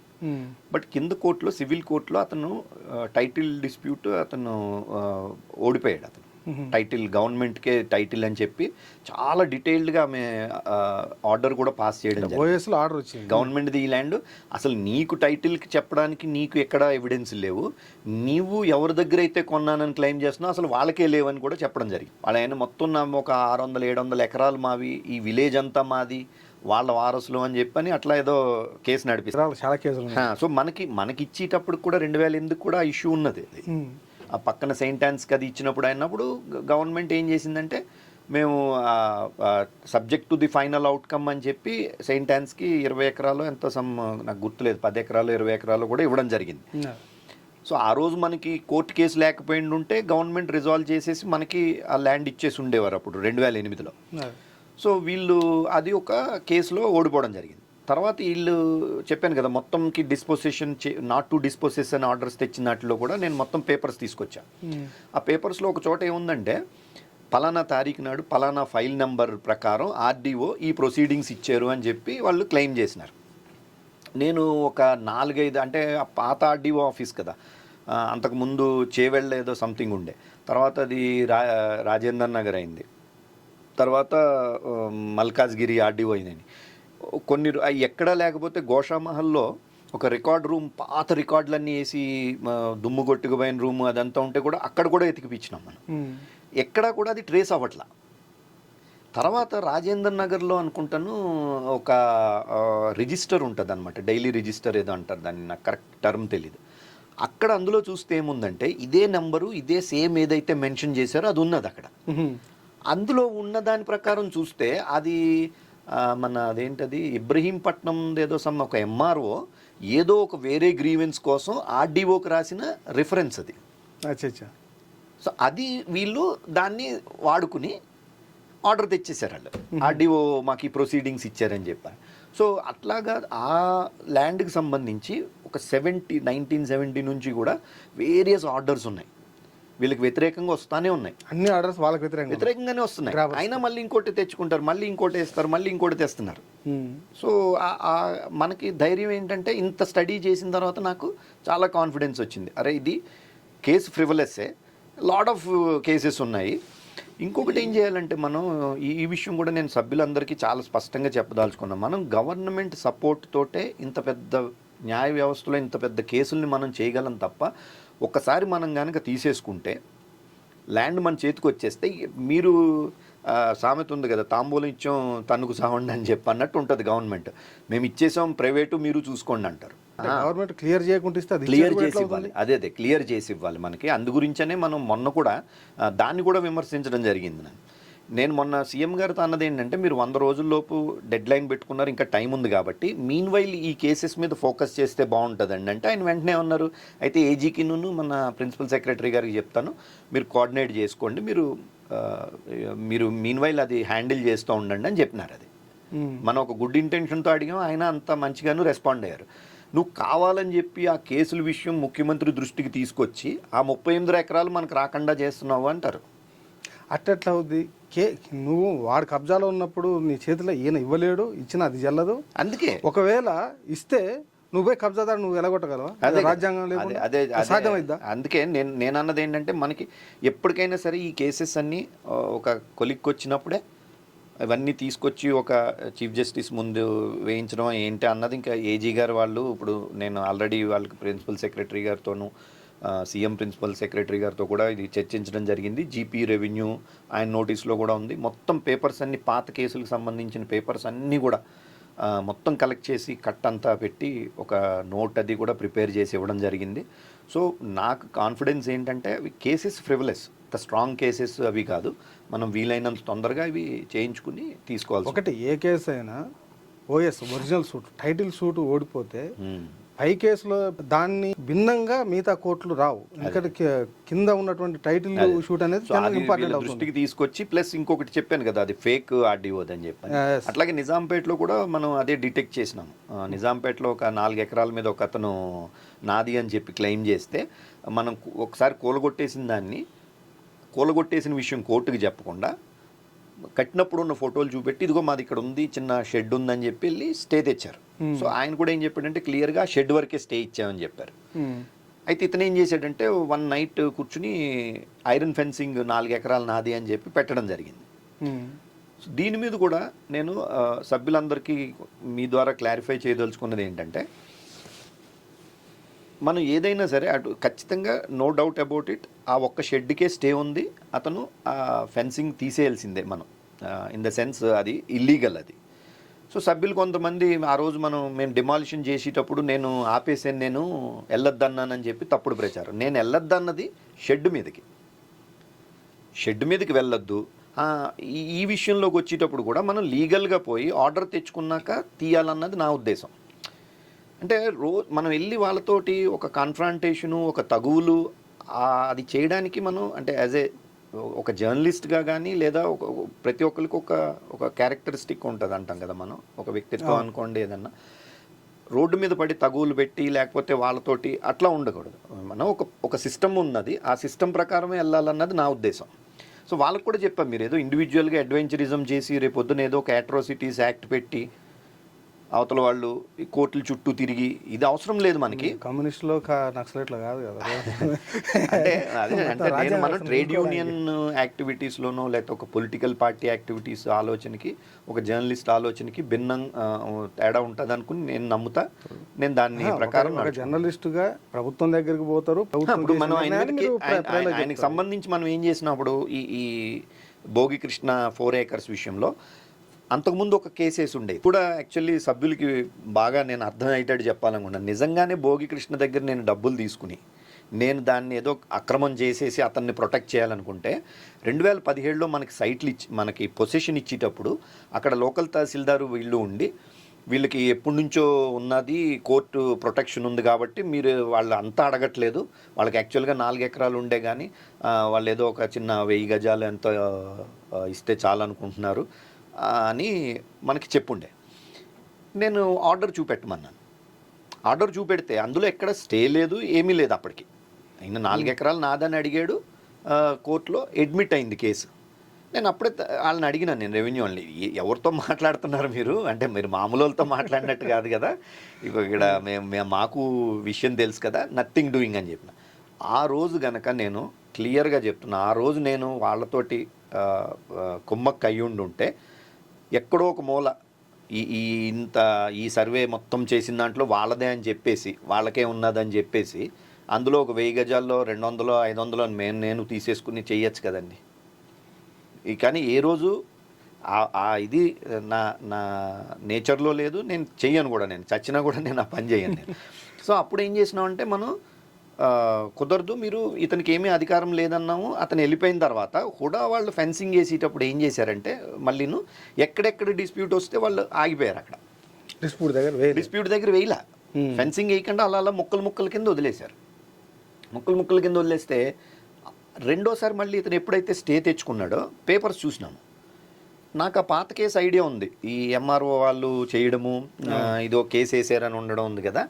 ఆ కేసు పేపర్స్ తీస్తే అందులో లావణి పట్ట చేత్తో రాసుంది, ఏదో తండ్రి పేరు ఇవన్నీ ఏదో సంథింగ్. ఇందులోకి వస్తే ప్రింటింగ్ ఉంది. So it is a clear case of fraud. అది ఫ్రాడ్ కేసు. మనం వెంటనే కోర్టు కూడా మనం కూడా అఫిడవిట్ వేసినాము, అందులో ఇంప్లీడ్ వేసుకుని వీళ్ళు అసలు ఇతనికి ఇంత ఫ్రాడ్ చేసినాడని చెప్పినాం. మనం పోలీస్ స్టేషన్లో కంప్లైంట్ ఇచ్చినాం. నాకు చాలాసార్లు వాళ్ళు ఫోన్ చేసేవారు, సార్ ఏదో ఒకటి మీరు లోకాయుక్తలో తేల్చేసుకోండి సార్, మా దగ్గర కంప్లైంట్ ఉంది సార్ అనేవారు. మేము కంప్లైంట్ ఇచ్చింది విత్డ్రా చేసుకోవడానికి కాదయా, నువ్వు రూల్ ప్రకారం చెయ్యి అది ఇదంటే దానికి సంబంధించి ముందుకు వెళ్ళలేదు. ఇప్పుడు సభ్యులు ఇంకోటి కూడా అర్థం చేసుకోవాలి, ఒక అధికారిని బట్టి కూడా కొన్ని విషయాలు నడుస్తూ ఉంటాయి. ఇప్పుడు ఇతని షెడ్ ఎప్పటి నుంచి ఉన్నాడు, నరేంద్రబాబు అన్నట్టు ఇంచుమించు 20 ఏళ్ళ పైనుంచి ఉన్నాడు. మనకి ఇచ్చిన తర్వాత 2008 నుంచి 2022 అంటే 14 ఏళ్ళు వాడు కబ్జాలోనే ఉన్నాడు. కలెక్టర్ కింద అప్పుడు హరీష్ గారు ఉండే. ఇట్లాగే నడుస్తుంది. వాడికి ఉన్నాయన్నీ ఎగ్జాస్ట్ అయిపోయినాయి. వాడు రెగ్యులరైజేషన్ పెట్టుకుంటే రిజెక్ట్ చేయించేసినాము, వాడికి ఏ విధంగానూ లేదు. It is a clear encroachment అది. సో 1 ఫైన్ డే వెళ్ళి డిమాలిషన్ పెట్టినారు. సో ఆయన అంతకుముందు మరి శ్వేతా మోహంతి ఉండే, అంతకుముందు ఎంవి రెడ్డి ఉండే, వీళ్ళందరినీ అడిగినాం మనం. ఈయన ఒక నిర్ణయం తీసుకున్నాడు. సో అధికారులను బట్టి ఒక్కొక్క అధికారి ఒక నిర్ణయం తీసుకున్నాడు. సో మనం పర్సూ చేసుకుంటూ వెళ్తూ ఉండడమే తప్పితే వీలైనంత ప్రెషర్ పెడతా ఉంటాం. కొంతమంది యాక్ట్ చేయొచ్చు, కొంతమంది డిలే చేయొచ్చు. కబ్జాల నుంచి పూర్తిగా బయటికి గెంటేసినాము. బయటికి గెంటేయడమే కాకుండా నేను ఎవ్రీ టైం కబ్జాల విషయం వచ్చినప్పుడల్లా పోలీసులు కానీ రెవెన్యూ వాళ్ళు కానీ మనకి ఎప్పుడు కూడా వాళ్ళు కంప్లైంట్ చేసేవారు మన మీద, హయ్యర్ అప్స్కి.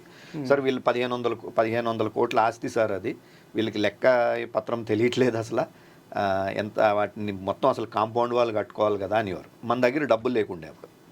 మన దగ్గర డబ్బులు లేకపోతే మనం మేనేజ్ చేసుకుంటూ వచ్చాం. ఏదో ఆ సిపితోనో ఎవరితోనో ఇంకా పై వాళ్ళతో ఫోన్లు చేయించుకోవడం, పలానావాడు కబ్జాకు వస్తున్నాడంటే వాడిని తీసుకెళ్ళి అక్కడ మనం అయితే ఈ నుంచోబెట్టడం. నిజాంపేట భూమికి సంబంధించి మీ మీద ఇంకో ఆరోపణ వస్తా ఉంది. అదే మొత్తం భూమిలో రాకు ఉంది. ఆ రాకు ఫ్రీగా కొట్టడానికి ఎవరో వస్తా అంటే లేదు నేను డబ్బులు ఇచ్చి కొట్టిస్తాను అంటున్నాడు. అంటే డబ్బులు ఇచ్చి కొట్టేయడంలో మతలబ్ ఏంది అనే పద్ధతిలో ఇప్పుడు బయట ఒక ప్రచారం జరుగుతాం. ఫ్రీగా కొట్టిస్తానంటే మీరు వద్దంటున్నారు. అక్కడ 4 లక్షల క్యూబిక్ మీటర్లు ఉంది మనకి అక్కడ రాక్. జస్ట్ దాని గురించి కూడా బ్యాక్గ్రౌండ్ ఏంటంటే ఇలా అందరికీ సైట్లు ఎక్కడ ఇవ్వాలి, ల్యాండ్ ఎక్కడ ఇవ్వాలన్నప్పుడు కొంతమంది ఐఏఎస్ లాబీ ఏం చేశారంటే అప్పుడు కుట్ర పన్నారు మన మీద. వీళ్ళు ఏంటంటే అందరితో పాటు మనకి అక్కడే పుప్పాలు కూడా దరిదాపుల్లో ఇస్తే వాళ్ళు ఏమన్నారంటే అప్పుడు చీఫ్ సెక్రటరీ ఉండే ఆయనను ఇంకొక ఆయన కలిసి మనం ఇంకొక అంతస్తు వేసామంటే వీళ్ళు పేపర్లో రాసేస్తూ ఉంటారు, ఇంద్రభవనాలు కట్టుకున్నారు అని అంటారు, వీళ్ళు దరిదాపుల్లో ఉండనీయకూడదు అన్నది ఒక ప్లాన్ చేసినారు వాళ్ళు. సరే అయితే అప్పుడు మళ్ళీ రాజశేఖర రెడ్డిని ఒప్పించాలా, ఎట్లా ఒప్పించాలా, ఆయనకి మళ్ళీ మామూలుగా చెప్తే మనం వెళ్ళి సార్ ఇట్లాంటిది ఏంటంటే ఆయన ఊరుకోడు కదా. అందుకని ఏం చెప్పారంటే వీళ్ళకి విత్తింది అప్పటికే మొత్తం మా అన్ని ఎక్కడో అడవిలో, యాక్చువల్గా కూడా అంతే కదా అప్పుడు 2008లో పుప్పాలు కూడా అంటే అవుట్స్కట్స్ రాళ్ళు రప్పలను, వీళ్ళకి అప్పటికే మొత్తం చుట్టూ రెసిడెన్షియల్ ఏరియాస్ వచ్చేసినాయి కాబట్టి అక్కడ ఇస్తున్నాం సార్ అని చెప్పి నేను అప్పుడు పల్లె రవి, భాస్కర్ ఇంకా ఇలా కొంతమంది ఉండి ఆయన సీఎం దగ్గర రవిచంద్ర ఉండేవాడు పిఆర్ఓ అప్పుడు గుర్తుందా, మీడియా అందరం కలిపి వెళ్ళి చూసి వచ్చినాం. చూసొస్తే మన విజయ్ కూడా వచ్చినట్టున్నాడు, TV5 విజయ్, అందరం వెళ్ళి చూసొస్తే ఇక్కడ చూస్తే ఇంత పెద్ద కొండల గుట్లు ఉన్నాయి. పేట్ బషీరాబాద్కి వెళ్తే మంచి ప్లెయిన్ హైవే పక్కన ఉన్నది అనమాట. మళ్ళీ వెళ్ళినాం మేము. రాజశేఖర రెడ్డి గారికి చెప్పినా సార్ ఇస్తే మంచిది ఇవ్వాలి, అందరూ తిట్టుకునేటట్టు ఇవ్వకూడదు కదా అంటే ఆయన వెంటనే పిలిపించి వాళ్ళని ఏంటో ఇది ఇట్లా చేసినారంట అంటే. సో వాళ్ళు ఏమన్నారు సార్ ఇప్పుడైతే అవే ఉన్నాయి, ఇప్పుడు క్యాబినెట్ వస్తుంది, మరి మనం ఏం చేద్దామని చెప్పండి. ఇప్పుడు మీరు అంటే ఆయన అప్పుడు చీఫ్ సెక్రటరీ ఏమైనా ఉండే సార్ వాళ్ళకి అదంతా ప్లెయిన్, ఈ రాక్ కొట్టి దాంట్లో అక్కడ ₹1 పెట్టక్కర్లేదు సైట్ క్లియరెన్స్కి, ఇక్కడ ఈ ఖర్చు అది క్రాస్ సబ్సిడీ చేసుకోమనండి సార్ దాందే ఉందన్నాడు. ఓ పక్క మళ్ళీ క్యాబినెట్ ఇవన్నీ మనం వాళ్ళకన్నా మనం తర్వాత అంటే మళ్ళీ ఎవరన్నా కోర్టుకి వెళ్ళి స్టే తెస్తాడేమో, మొత్తానికి ఆగిపోతుంది. సో ఉన్నంతలో నేను అంటే ఎందుకు చెప్తున్నానంటే ఉన్నంతలో మనం వీలున్నంత దాంట్లో మనం దాన్ని మాన్యూవర్ చేసుకుంటూ వెళ్తూ వచ్చినాం మనం. డబ్బులు కట్టి దగ్గర కానీ డబ్బులు కట్టి దగ్గర కూడా సమస్య వచ్చింది. పేట్ బషీరాబాద్ మొత్తం స్క్వేర్ యార్డ్స్లో కన్వర్ట్ అయిపోయింది, ఇవేమో ఎకరాల్లో ఉండే. స్క్వేర్ యార్డ్స్ కన్వర్ట్ అయ్యేటప్పటికి ఇప్పుడు మనం కట్టిన దానికి ఇంచుమించు 2 రెట్లు 3 రెట్లు కట్టాల్సి వచ్చే పరిస్థితి వచ్చింది. అప్పుడు ప్రవీణ్ ప్రకాష్ కలెక్టర్ ఉండే ఆయన ఏమన్నారు అట్లా కాదు, ఓ పని చేద్దాం మనం మొత్తం మీకు ల్యాండ్ అవైలబుల్ రేపు పొద్దున్న లేఅవుట్ వేస్తే హాఫే ఉంటుంది కదా, హాఫ్ కట్టమని చెప్పి గవర్నమెంట్కి రికమెండ్ చేయడం, ఆ మేరకు మనకి తగ్గింది. సో ఎక్కడికక్కడ మనం వాళ్ళతో ఉన్న పరిచయాలను చూసుకుంటూ సొసైటీకి అవకాశంగా మలుచుకుంటూ తీసుకురావడం జరిగింది అది.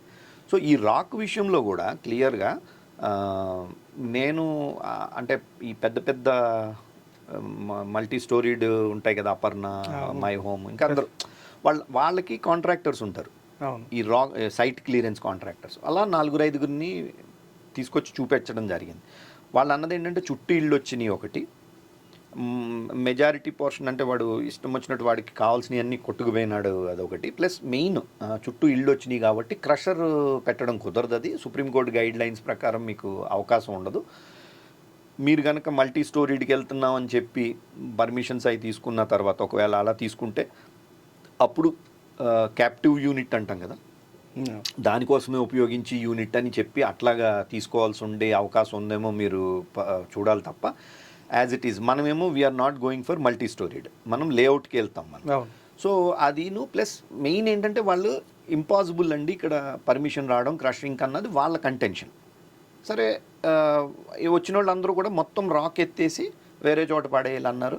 25-30 కోట్లు 35 కోట్లు ఏదో ఖర్చు అవుతుంది అని ఎవరు, మన దగ్గర డబ్బులు లేవు. ఇప్పుడు మనకి ఓ పక్క అప్పుడు కోర్ట్ ఆర్డర్ కూడా రాలా, ఇప్పుడు కోర్ట్ ఆర్డర్ రాకుండా మళ్ళీ డబ్బులు కలెక్ట్ చేయడము, కలెక్ట్ చేసిన దాన్ని ఇట్లా ఖర్చు పెడతా ఉంటే వస్తుందో రాదో తెలియదు. అప్పటికి మనకు ఆర్డర్ కూడా లేదు, ఆ స్థలం ఫైనల్గా మనకి అప్పటికి ఇంకా రాలేదు కదా, రేపొద్దున కోర్టు ఎట్లా చేసుకుంటుందో తెలియదు. ఇవన్నీ దృష్ట్యా మనం దాని మీద డబ్బులు ఖర్చు పెట్టడం అన్నది it's not a wise decision, అది ఒక ప్రూడెంట్ డెసిషన్ అయితే కాదు ఖచ్చితంగా.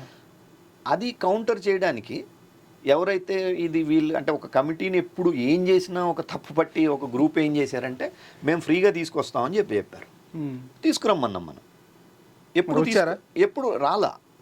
ఒక్కసారి ఏమైందంటే మనం డిమాలిషన్ చేసేటప్పుడు నరేంద్రబాబు షెడ్ డిమాలిష్ చేసినప్పుడు ఆ కాంట్రాక్టర్ నాకు వేరే రిఫరెన్స్ ద్వారా వచ్చాడు ఒక ఆయన, ఐఏఎస్ ఆఫీసర్ సొసైటీకి అతను క్లియర్ చేశాడట, బాగా చేస్తున్నాడంటే వచ్చి చూసుకోమానండి నాకు, ఎందుకంటే అందరికీ చెప్పేవాడిని మీకు ఎవరు చేశారు వాడిని పంపించండి ఇట్లాగా.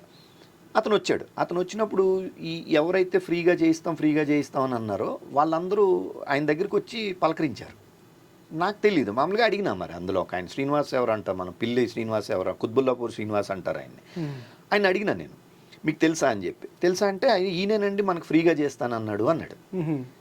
కానీ నేను వెంటనే ఆయన్ని చెప్పిన, అడిగిన, ఏమండి మీరు ఫ్రీగా చేస్తానన్నారా అంటే, నేను ఎప్పుడు చేస్తానండి, నేను ఎందుకు చేస్తా ఫ్రీగా, ఏదన్నా ఈ లోకంలో ఏదన్నా ఫ్రీగా ఉంటుందా అన్నాడు ఆయన.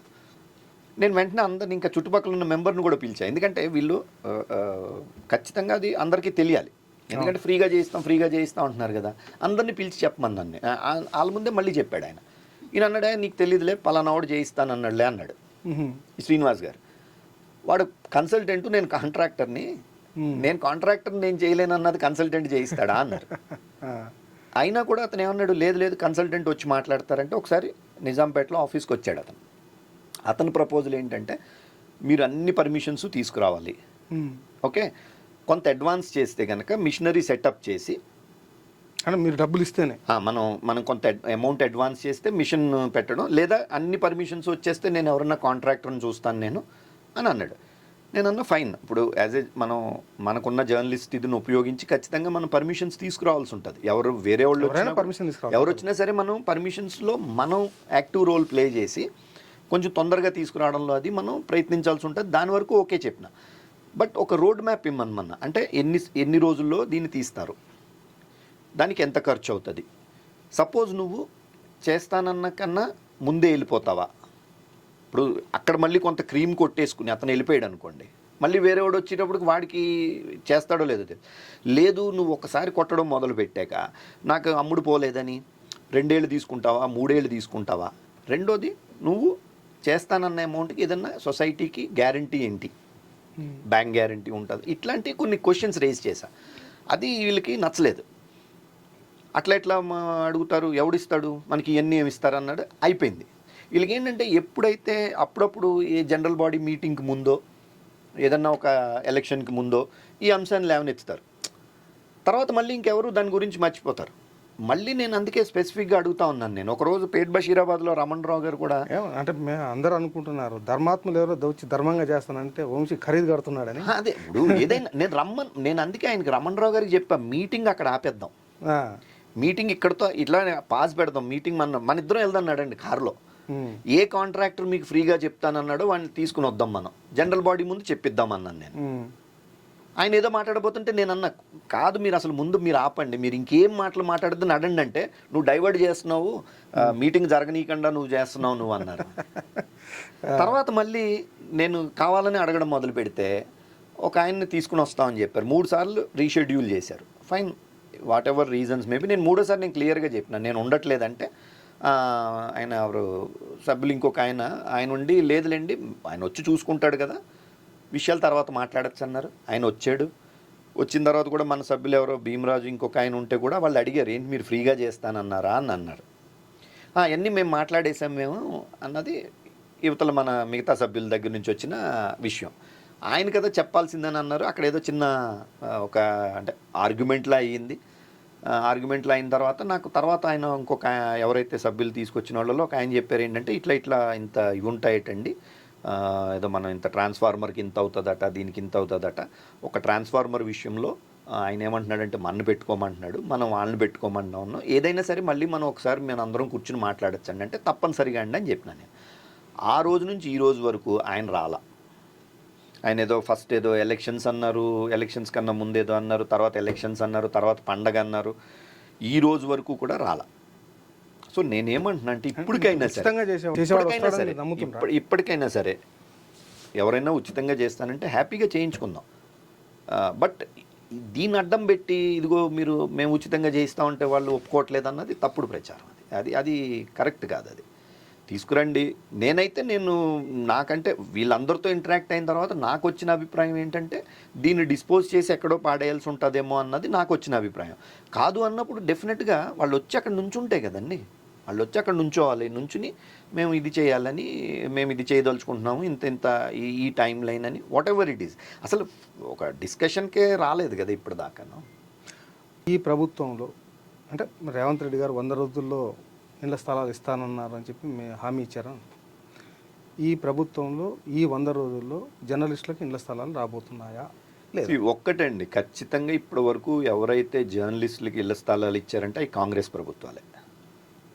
మనకి హిస్టరీ అది చూపెడతా ఉంది. బంజారాహిల్స్ కానీ ఎప్పటి నుంచి బంజారాహిల్స్, జూబ్లీ హిల్స్, తర్వాత ఫిలిం నగర్, ఈవెన్ గోపన్పల్లి ఇవన్నీ కూడా కాంగ్రెస్ హయాంలోనే జరిగినాయి. ఈవెన్ రేవంత్ రెడ్డి గారు కూడా ఈ మీట్ ద ప్రెస్ కార్యక్రమాల్లో కూడా ఇదే చెప్తూ మళ్ళీ మేము వచ్చిన తర్వాత మేమే ఇస్తాం, మేము ఇవ్వాల్సిందే ఖచ్చితంగాను, ఈ ప్రభుత్వం ఎలాగ ఇవ్వదని చెప్పి ఆయన చెప్పడం జరిగింది. 1వ తారీఖు నాడు మేము వెళ్ళినప్పుడు కూడా ఆయన స్పష్టంగా చెప్పింది ఏంటంటే, నాకు మీ సొసైటీకి సంబంధించిన విషయాలు తెలుసు, జరిగిన ఇప్పటిదాకా వాళ్ళు కోర్టు ఆర్డర్ని ఇంప్లిమెంట్ చేయకపోవడాలు ఇవన్నీ కూడా తెలుసు, నేను 100 రోజులు నాది కార్యక్రమం అయ్యేలోపు నేను మీ ఇష్యూని నేను రిజాల్వ్ చేస్తాను అని చెప్పి స్పష్టమైన హామీ ఇచ్చారు. ఇందాక నేను చెప్పినట్టుగా ప్రభుత్వాధినేతల్లో ఉండి డిఫరెన్స్ ప్రకారం చూస్తే మనకి ఈయన కూడా అనేక విషయాల్లో మనకి ఒక రాజశేఖర్ రెడ్డిని ఒక మనం ఇది కింద తీసుకుంటే అప్పట్లో కొన్ని సోషల్ ఇది స్కీమ్స్ విషయంలో కానీ మెయిన్ యాక్సెసిబిలిటీ అంటే మనకి ఈ సమస్య ఉందని చెప్పి మనం ఒక ముఖ్యమంత్రి దగ్గరికి వెళ్ళి చెప్పుకోగలిగిన పరిస్థితి ఉంది ఇప్పుడు. గతానికి ఇప్పటికి మనకే కాదు, ఈవెన్ పబ్లిక్ విషయంలో కూడా మీరు చూస్తే ప్రజావాణి అని ఇట్లాగా రకరకాల కార్యక్రమాల ద్వారా పబ్లిక్ రీచ్ అవుతున్నారు. వీళ్ళు ముఖ్యమంత్రిని కలవడము, మంత్రులను కలవడాలు, ఒక సింబ్లెన్స్ ఆఫ్ గవర్నెన్స్ అంటాం చూసారా, ఒక ప్రభుత్వం ఉంది అన్న ఒక ఫీలింగ్ వచ్చింది. పర్టికులర్లీ మన విషయానికి వచ్చేటప్పటికి ఏంటంటే, మన దాంట్లో చాలామంది అనేక సంవత్సరాలుగా ఆయనతోటి ఫెయిల్ అవుతూ, ఆయన పొలిటికల్గా ఆయన కెరీర్లో ఎదుగుతూ, మనం జర్నలిజంలో మన కెరీర్లో ఎదరికి వెళ్తూ ఒక రకమైనటువంటి ఎఫినిటీ ఉంది. నేను చెప్పాను కదా ఇందాక, మేము 10 మంది వెళ్తే 8 మందిని ఆయన పేర్లు పెట్టి ఏంటి బాగున్నారా ఏంటి అని జోవియల్గా ఉండడము, సరదాగా ఉండడము. ఆయన ఇంకొకటి ఏంటంటే, ఆయనకు కావాల్సినవి ఆయన ప్రభుత్వం ద్వారా ప్రజలకి ఏం చెప్పదలుచుకుంటున్నారో దానికి అనుగుణంగా ఆయన మాట్లాడడము. ఇప్పుడు అందరూ ఆ రోజు మేమందరం బ్యూరో చీఫ్ ఇది ఉన్నవాళ్ళం కానీ, లేకపోతే రెసిడెంట్ ఎడిటర్ ఉన్నవాళ్ళు, ఇట్లా ఇన్పుట్ ఎడిటర్స్ టీవీల్లో అయితే, ఇట్లా మన రవికాంత్ ఎడిటర్ ఫోటోగ్రఫీ, ఇట్లా అందరం ఉన్నవాళ్ళం వెళ్ళినాం. సో మాకు ఇంచుమించు ఒక గంటన్నర మాతో టైం స్పెండ్ చేయడం జరిగింది. ఆయన చెప్పాలనుకున్నాయి, ఆయన విధాన నిర్ణయాలు అయ్యి మన ద్వారా మర్నాడు చూస్తే మీకు క్లియర్గా పేపర్లో అదంతా వచ్చింది. అలాగే మనకి కూడా ఒక అవకాశం దొరికింది అంతసేపు కూర్చుని మనకి ఆయనకి ఎక్స్ప్లెయిన్ చేయడానికి. ఆయన దగ్గర నుంచి ఒక ఫర్మ్ అష్యూరెన్స్ అయితే వచ్చింది కదా, నేను 100 రోజులు పూర్తయ్యే లోపల నేను చేస్తాను అన్నది ఆయన ఫర్మ్ అష్యూరెన్స్. సో ఒక ముఖ్యమంత్రి అటువంటి స్థాయిలో ఉన్న ఆయన నేను చేస్తానని చెప్పారు, 100 రోజుల్లో చేసి తీరుతానన్నారు. కాబట్టి మనకి పూర్తి నమ్మకం వచ్చింది. ఈ లోపలనే 100 రోజుల లోపలనే మళ్ళీ అవసరమైతే 2-3 సార్లు వెళ్ళి ఆయన కలిసి మనం కొంచెం రిమైండ్ చేయడానికి కూడా అవకాశం ఉంటుంది. నేను ఇందాక చెప్పినట్టు యాక్సెసిబిలిటీ అందుబాటులో ఉండి ఇది కాబట్టి ఖచ్చితంగా మనకు అవకాశం వస్తుంది అనుకుంటున్నాను. జర్నలిస్టులకు రేవంత్ రెడ్డి ప్రభుత్వం 100 రోజుల్లో ఇస్తానని హామీ ఇచ్చినట్టుగా వంశీ గారు చెప్తున్నారు. 100 రోజుల్లో జర్నలిస్టులు ఇంటి స్థలాల ఓనర్లు అవుతారని ఆశిద్దాం. ధన్యవాదాలు. Thank you.